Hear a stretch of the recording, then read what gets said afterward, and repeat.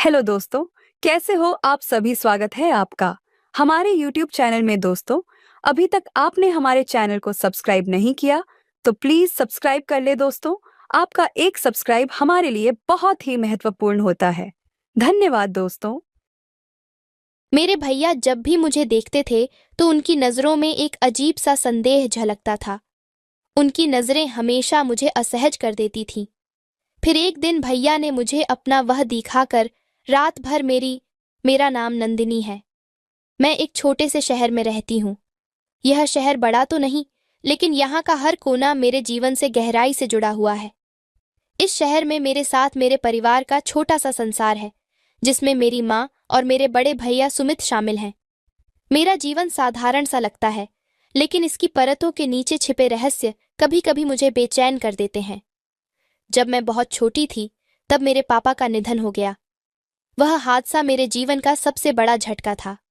मैं इतनी छोटी थी कि उस समय का दर्द शायद पूरी तरह समझ नहीं पाई, लेकिन जैसे जैसे बड़ी हुई, उस खालीपन का एहसास गहराता गया।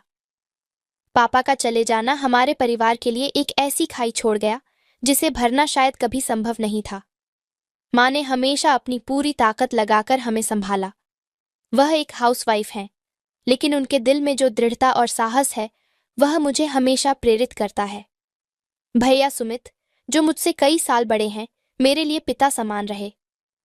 पापा के जाने के बाद भैया ने हमारी जिंदगी को संभालने की पूरी कोशिश की।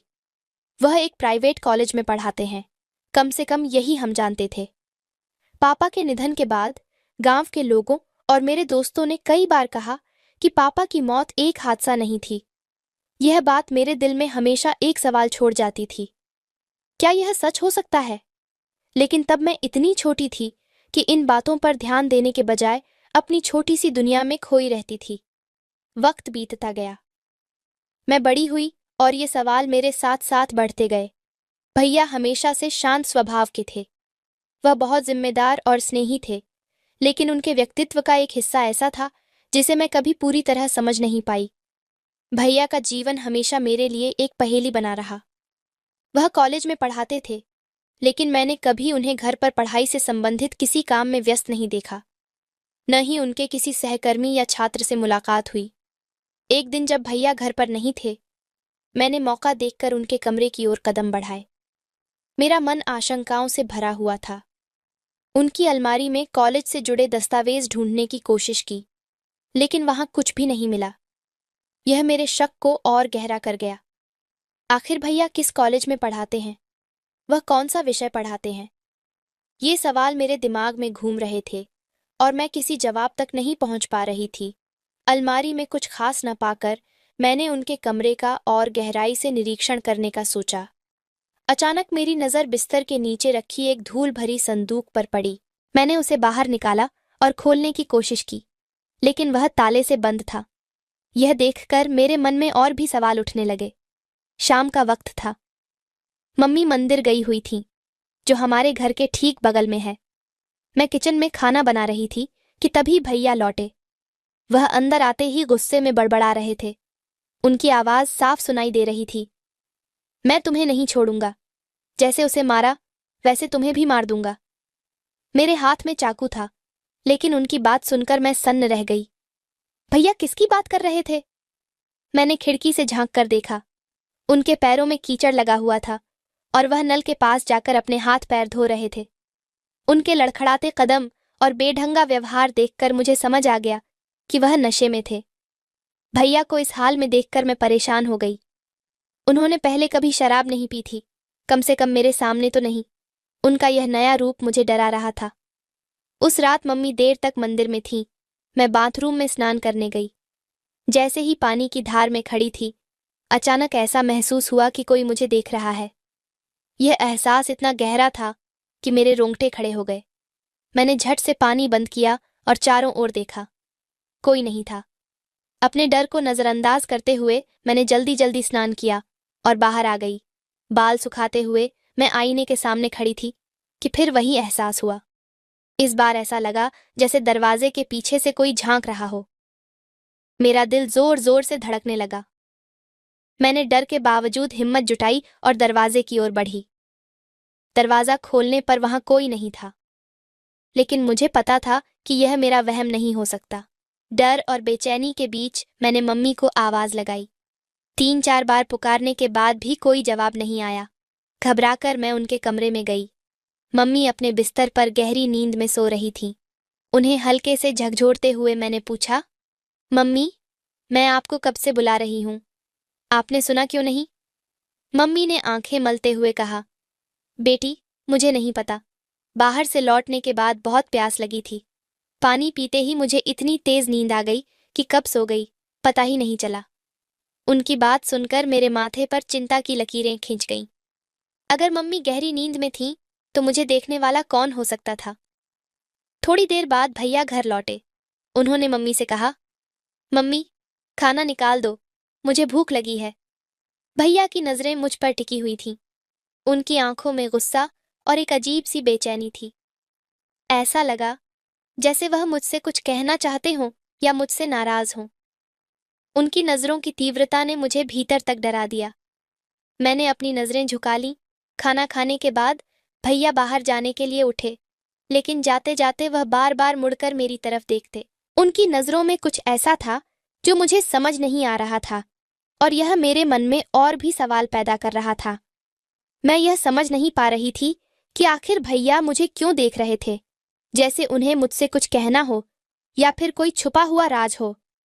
भैया के बाहर जाते ही मेरी घबराहट बढ़ गई।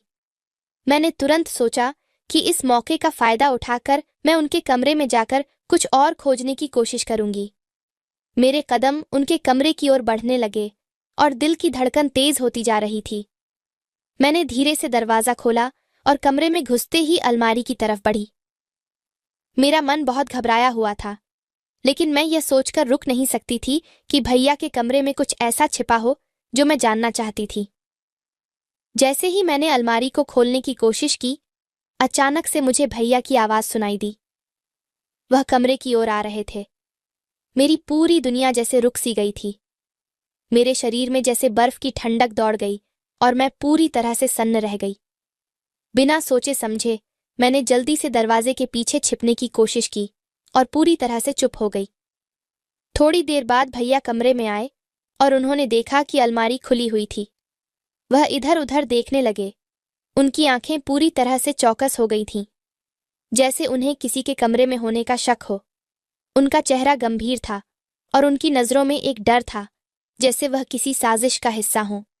मुझे ऐसा महसूस हुआ कि वह मुझे ढूंढ रहे थे, लेकिन मेरी किस्मत अच्छी थी कि वह मुझे नहीं देख पाए। भैया अलमारी के पास गए और उसमें कुछ ढूंढने लगे। उनकी हर एक हरकत पर मेरी नजरें टिक गईं। वह पूरी तरह से सतर्क थे, जैसे उन्हें यह लग रहा हो कि कोई उनके कमरे में घुस आया है। फिर भैया ने अचानक से अलमारी से एक धारदार चाकू और कुछ गोलियां निकालीं। मेरा दिल घबराहट से भर गया और मेरी सांसें रुक सी गईं। वह गोलियां बेहोशी और नींद की गोलियां थीं। यह देखकर मुझे एहसास हुआ कि कुछ तो गड़बड़ है। भैया के पास यह सब क्यों था? वह गोलियां और चाकू, ये सब क्या वह किसी बुरे इरादे से रखे हुए थे? भैया ने बहुत जल्द वह सब अपनी जेब में रखा और बिना कुछ कहे कमरे से बाहर निकल गए। उनके जाते ही मेरी हालत खराब हो गई। मैं चुपके से उनके कमरे से बाहर निकल आई, लेकिन मेरा दिमाग पूरी तरह से घबराया हुआ था। मैंने जो देखा था उसे सोचने की कोशिश करते हुए मैं बहुत परेशान हो गई। अब मेरे मन में सवालों का सैलाब उमड़ रहा था। आखिर भैया के पास ये सब चीजें क्यों थीं? क्या वह मुझसे कुछ छिपा रहे थे? क्या उनका यह खतरनाक सामान किसी साजिश से जुड़ा हुआ था? यह सब सोचते हुए मैंने फैसला किया कि मैं मम्मी को इस बारे में नहीं बताऊंगी, क्योंकि मुझे शक था कि अगर मैं मम्मी से कुछ कहती तो वह डर सकती थी। इसके बजाय मैंने खुद ही इस रहस्य का पर्दाफाश करने का ठान लिया। भैया के हर कदम पर अब मुझे पैनी नजर रखनी होगी, क्योंकि मैं जानती थी कि जो वह कर रहे थे वह सिर्फ एक संयोग नहीं हो सकता था। मुझे गहरी चिंता और डर दोनों थे, लेकिन अब मुझे लगता था कि मैंने अपनी राह चुन ली थी। इस रहस्य को हल करने के लिए मैं हर संभव कदम उठाऊंगी, चाहे वह कितना भी खतरनाक क्यों न हो। अगले दिन जब मैं बाथरूम में नहा रही थी तो मुझे लगा कि कोई मुझे देख रहा है। जैसे ही मैं बाहर निकली, वह गायब हो गया। फिर जब मैं अपने कमरे में बाल सुखा रही थी, मुझे फिर वही एहसास हुआ कि कोई मुझे चुपके से देख रहा है। अब मुझे शक होने लगा कि कहीं भैया ही तो मुझे नहीं देख रहे, और भैया ने अपने कमरे में किसी को भी जाने से मना क्यों कर रखा था। आखिर ऐसा क्या था उनके कमरे में और उनकी अलमारी में। फिर एक दिन मैंने मौका देखकर भैया के कमरे में जाने का फैसला किया। जब मैं अंदर गई और अलमारी खोली तो जो देखा उससे मेरी आंखें फटी की फटी रह गईं। भैया की अलमारी में एक लाल साड़ी, एक धारदार चाकू सिंदूर की डिब्बी, कुछ चूड़ियां और पंडित जी के कपड़े रखे थे। वहां पर भैया के कॉलेज के कोई भी दस्तावेज नहीं थे, न ही कोई किताब। यह सब देखकर मैं हैरान रह गई, लेकिन मैंने यह सब मम्मी को न बताने का फैसला किया। एक दिन शाम का वक्त था। मम्मी बगल वाले घर में गई हुई थी और मैं मंदिर गई हुई थी। मैंने अपनी चप्पलें मंदिर के बाहर उतारी और पूजा की सामग्री लेकर मंदिर के अंदर चली गई। जब मैं पूजा करके लौट रही थी, तभी अचानक किसी ने मेरे मुंह पर कपड़ा डाल दिया और मैं बेहोश हो गई। जब मेरी आंख खुली तो मैंने देखा कि मम्मी मेरे सामने बैठी थी और मेरे कपड़े गंदे हो चुके थे, उन पर मिट्टी लगी थी। मुझे नीचे बहुत दर्द हो रहा था और मैं ठीक से ना बैठ पा रही थी, नहीं चल पा रही थी। मैं खुद को देखकर चीख चीख कर रो रही थी, लेकिन समझ नहीं पा रही थी कि मेरे साथ क्या हुआ है। मंदिर से थोड़ा दूर चलने के बाद किसी ने मुझे पीछे से जोर से पकड़ा और मेरे मुंह पर रुमाल रख दिया। इसके बाद मुझे कुछ भी याद नहीं है कि मेरे साथ क्या हुआ। मेरे मन और दिमाग में एक बड़ा संघर्ष चल रहा था कि यह सब किसने किया होगा। मैं जैसे सदमे में चली गई थी। मैंने सबसे बात करना बंद कर दिया और बस अपने ही ख्यालों में खोई रहती। बार बार वो पल मेरी आंखों के सामने आ रहा था जब किसी ने मुझे पीछे से पकड़ा था और उसके बाद का सब कुछ अंधकार में था। मैं जिंदा तो थी, लेकिन जैसे मेरी आत्मा ही मर चुकी थी। मेरा दिल हर वक्त उसी क्षण को याद कर रहा था जब किसी ने मुझे पकड़ा था। एक बात जो मुझे याद आई, उससे थोड़ा सुकून मिला। जिसने मुझे पकड़ा था उसके हाथ पर पीले कपड़े और लावा बंधा हुआ था और उसने हवाई चप्पल पहन रखी थी। मैं सोचने लगी कि वह कौन हो सकता है जिसने मेरे साथ यह सब किया था। मेरे दिल पर लगे घाव मिटने का नाम ही नहीं ले रहे थे और अब तो मुझे अपने शरीर से भी घिन आने लगी थी। जिस दिन से यह घटना हुई तब से मेरे भैया भी घर से गायब थे। मेरी हालत इतनी खराब हो गई थी कि मैं किसी से कुछ नहीं कह पा रही थी और मेरे मन में सवालों का बवंडर मच चुका था। मैं किसी भी हालत में यह जानना चाहती थी कि आखिर मेरे साथ क्या हुआ था। मेरे चेहरे पर जो नाखूनों के निशान थे वे मेरी आत्मा पर लगे दागों से कम नहीं थे, जो मुझे अंदर से खत्म कर रहे थे। मम्मी बार बार मुझे खाने के लिए कह रही थीं, बेटा कुछ खा लो, लेकिन मेरे दिमाग में वही सवाल गूंज रहे थे, वह पीले कपड़े वाला आदमी कौन था। एक दिन मैंने मम्मी से पूछा, मम्मी भैया और मेरा क्या रिश्ता है। मम्मी ने कहा, भैया तुम्हारे भाई हैं। फिर मैंने पूछा, भैया कहाँ है? जब से यह सब हुआ है तब से वह क्यों गायब है? मम्मी ने कहा, वह तो दूसरे शहर गया है। उसने कहा था कि उसे कॉलेज से निकाल दिया गया है और अब वह नौकरी ढूंढने बाहर जा रहा है। जब तुम्हारे साथ यह घटना हुई उसी दिन वह गया था। अब मेरे सामने सब कुछ धीरे धीरे साफ हो रहा था, लेकिन मेरे मन में और भी ज्यादा सवाल पैदा हो गए थे। मुझे लगता था कि यह सब सच्चाई से कहीं ज्यादा पेचीदा था। अचानक मैंने तय किया कि मुझे और इंतजार नहीं करना चाहिए। मैं तुरंत बिस्तर से उठी और दौड़ते हुए भैया के कमरे में गई। कमरे में पहुंचकर मैंने अलमारी खोली और मुझे देखकर आश्चर्य हुआ। अलमारी पूरी खाली थी। जैसे ही मैंने यह देखा, मेरे मन में एक और सवाल उभरा, क्या भैया ने सब कुछ छुपा लिया था? मैं फिर मम्मी के पास गई और पूछा, मम्मी सच बताओ, भैया कौन है? मम्मी थोड़ी देर चुप रहीं, जैसे वह कुछ सोच रही थी, और फिर उन्होंने कहा, बेटा जब तुम्हारे पापा की मौत हुई थी उससे 1 महीने पहले ही सुमित हमारे घर आया था। तुम्हारे पापा उसे बाहर से लाए थे। पापा कहते थे कि यह बहुत अच्छा लड़का है। मम्मी ने आगे बताया, तुम्हारे पापा एक रात बरसात में सुनसान पहाड़ी पर फंसे थे। गाड़ी पंचर हो गई थी और आसपास कोई मदद नहीं थी। उस वक्त उन्हें एक टूटी फूटी झोपड़ी दिखी जहां वह रात बिताने के लिए चले गए। वहां एक लड़का था जो अकेला रह रहा था। तुम्हारे पापा ने उससे पूछा कि वह अकेला क्यों रह रहा है। तो लड़के ने बताया कि उसके मम्मी पापा का कोई अताप आता नहीं है और उसे एक आदमी ने पाला था जिसकी हाल ही में हत्या हो गई थी। यह सुनकर पापा को उस लड़के पर दया आ गई और उन्होंने उसे अपने साथ घर लाने का फैसला किया। उस दिन से वह लड़का सुमित हमारे साथ रहने लगा। पापा हमेशा कहते थे कि जितना प्यार वह अपनी बेटी को देंगे उतना ही उस लड़के सुमित को भी देंगे। उन्होंने कभी भी रोशन को किसी चीज की कमी नहीं होने दी। एक बार की बात है, पापा और सुमित कार से कहीं जा रहे थे। तभी उनकी कार का एक्सीडेंट हो गया जिसमें पापा की मौत हो गई, लेकिन सुमित बच गया। उसे सिर्फ सिर में हल्की चोट आई थी। उस दिन के बाद से सुमित और मैं हमेशा घर में ही रहते थे और कभी एक दूसरे से अलग नहीं हुए। मैंने हमेशा सुमित को अपने भाई की तरह माना और उसे वही प्यार दिया जो पापा ने दिया था। लेकिन धीरे धीरे मुझे पापा की मौत पर शक होने लगा। एक दिन मेरी डॉक्टर दोस्त ने मुझसे कहा था कि पापा की मौत कोई हादसा नहीं बल्कि एक साजिश थी। मैंने उसी से पूरी बात जाननी चाहिए। जब मैंने उससे फ़ोन पर बात की तो उसने मुझे बताया कि जब पापा का एक्सीडेंट हुआ था और उनकी बॉडी पोस्टमार्टम के लिए लाई गई थी तब वह उसी हॉस्पिटल में काम कर रही थी। पोस्टमार्टम से यह पता चला था कि पापा की मौत एक्सीडेंट से हुई ही नहीं थी बल्कि उनकी मौत एक्सीडेंट के 15 मिनट पहले ही हो चुकी थी। पोस्टमार्टम के दौरान यह भी पता चला कि उनके सिर के पीछे स्टील की नुकीली पिन लगी हुई थी जिस पर एक जहरीला लिक्विड लगा था। वह लिक्विड इतना खतरनाक था कि किसी भी इंसान या जानवर को कुछ ही सेकंड में मार सकता था। डॉक्टर्स को इस मामले को छिपाने के लिए लाखों रुपए दिए गए थे ताकि पापा की मौत को एक्सीडेंट बताया जा सके। मेरी दोस्त ने यह भी कहा कि उस समय अस्पताल में एक आदमी पुजारी के कपड़ों में देखा गया था, लेकिन उसे यह नहीं पता था कि वह कौन था। यह सुनकर मेरे होश उड़ गए क्योंकि अब मुझे पूरी तरह से शक होने लगा था कि वह आदमी शायद मेरा भाई ही हो सकता था। यह सोचकर मेरे दिल में एक नई उलझन पैदा हुई। भैया उस वक्त छोटे थे, तो क्या वह किसी रिश्तेदार या परिवार के किसी अन्य सदस्य के साथ मिलकर यह सब कर रहे थे? मुझे अब यह समझने की जरूरत थी कि जो कुछ भी हो रहा था उसका असल कारण क्या था। मुझे अब सच्चाई का पता लगाना था।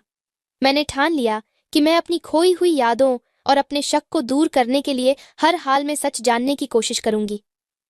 कुछ दिनों बाद एक काम से दूसरे शहर जा रही थी। रास्ते में एक मंदिर के अंदर अचानक मेरी नज़र एक आदमी पर पड़ी। मुझे यकीन हुआ कि वह शायद मेरा भाई ही हो सकता था। वह वही आदमी था जिसे मैंने पहले देखा था। मेरी धड़कन तेज हो गई और मैंने तुरंत गाड़ी रुकवा दी और मंदिर की ओर दौड़ पड़ी। लेकिन जब तक मैं वहां पहुंची वह आदमी गायब हो चुका था। मेरा दिल धड़कता हुआ रह गया। मुझे पूरी तरह से यकीन हो गया कि वह मेरा भाई ही था जिसने मुझे देख लिया और फिर मौके का फायदा उठाकर वहां से भाग गया। अब मुझे यकीन था कि यह सब मेरे भाई का काम था। मुझे अब सिर्फ यही करना था कि भैया को ढूंढूं और सब कुछ जानूं। मैंने चुपके से उस मंदिर पर नजर रखना शुरू कर दिया। कई दिन बीत गए लेकिन भैया वहां फिर से नजर नहीं आए। मुझे यह सब बहुत अजीब लगा और मैंने सोचा कि शायद वह वहां से कहीं और जा चुके थे। अब मुझे यह समझ में आने लगा था कि मैं भैया के बारे में जितनी ज्यादा जानकारी जुटाऊं उतना ही मुझे सच के करीब पहुंचने का मौका मिलेगा। एक दिन जब मैं मंदिर से वापस घर लौट रही थी तो मैंने देखा कि भैया एक गाड़ी से उतर रहे थे। वह वही पंडित की वेशभूषा पहने हुए थे, वही कलावा और वही कपड़े थे जो मैंने उस दिन किडनैप के दौरान देखे थे। यह देखकर मेरे रोंगटे खड़े हो गए। मैं डरते डरते उनके पास पहुंची और जैसे ही भैया ने मुझे देखा वह चौंक गए। मैंने बिना किसी देरी के उनसे सवालों की झड़ी लगानी शुरू कर दी। भैया, आपने मेरे पापा को क्यों मारा? आपने ऐसा क्यों किया? मेरे सवाल सुनते ही भैया ने तुरंत मुझे चुप कराने की कोशिश की और मुझे किनारे ले जाकर अपने साथियों को बुलाया। उन सभी ने पंडित के भेष में अपनी पहचान छिपाई थी और उनके हाथों में कलावा बंधा हुआ था। सभी ने मुझे पकड़ लिया और मुझे एक कमरे में बंद कर दिया। उन्होंने मेरे मुंह पर टेप चिपका दिया ताकि मैं चिल्ला न सकूं। करीब 3 घंटे तक मैं चिल्लाती रही लेकिन कोई भी मुझे नहीं सुन रहा था। मैं जितना भी जोर से चिल्लाती उतना ही मुझे अंदर घुटन महसूस हो रही थी। इस दौरान मेरे मन में कई सवालों का बवंडर मच रहा था। आखिर भैया ने ऐसा क्यों किया? क्या मैं किसी खौफनाक सच का सामना करने वाली थी? थोड़ी देर बाद दरवाजा खुला और भैया अंदर आए। उन्होंने देखा कि मैं चुप चुप सी बैठी थी। मेरी आंखों में आंसू थे और चेहरा डर और अनिश्चितता से भरा हुआ था। जैसे ही भैया ने मुझे देखा, मैं फिर से चिल्लाने लगी, भैया, आपने यह सब क्यों किया? आपने मेरे साथ ऐसा क्यों किया? मैंने आपको हमेशा अपने आदर्श के रूप में देखा, लेकिन अब आप वही इंसान बन गए हैं जो कभी हमसे बहुत दूर थे। भैया ने जल्दी से मेरी मुंह बंद करने के लिए मेरा हाथ पकड़ा और धीरे से मुझे किनारे ले गए।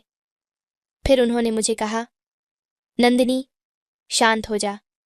मैं जानता हूं तू जो सुनने जा रही है वह तुझे कभी नहीं समझेगी, लेकिन मुझे यह कहना जरूरी है। उन्होंने थोड़ी देर के लिए मेरी आंखों में देखा और फिर मेरी चुप्पी को तोड़ते हुए कहा, तुझे लगता है कि पापा की मौत मेरी वजह से हुई, लेकिन ऐसा नहीं है। पापा सिर्फ तुझे नहीं, मुझे भी अपने बेटे जैसा मानते थे।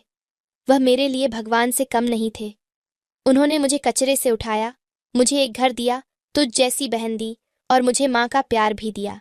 जो वह मेरे लिए थे, मैं उनके लिए वही बनना चाहता था जो वह मेरे लिए थे। मैं कैसे उनका खून कर सकता था, ऐसा तो मैं सोच भी नहीं सकता था। भैया की आंखों में गुस्सा था, लेकिन उसमें गहरा दर्द और पछतावा भी था। उन्होंने आगे कहा, मैं और पापा एक दिन शहर जा रहे थे। पापा के फोन पर एक कॉल आई जिसमें किसी ने कहा, सेठ जी, 1 लाख रुपए तैयार हैं, जल्दी से उस खाली मकान में आ जाइए। पापा ने गाड़ी स्टार्ट की और हम उस मकान के पास पहुंच गए। पापा ने मुझसे कहा, बेटा, तुम यहीं रुको, मैं जल्दी आता हूं। मैंने हामी भर दी और वहीं खड़ा हो गया। कुछ देर बाद पापा दौड़ते हुए आए, उनके सिर से खून बह रहा था।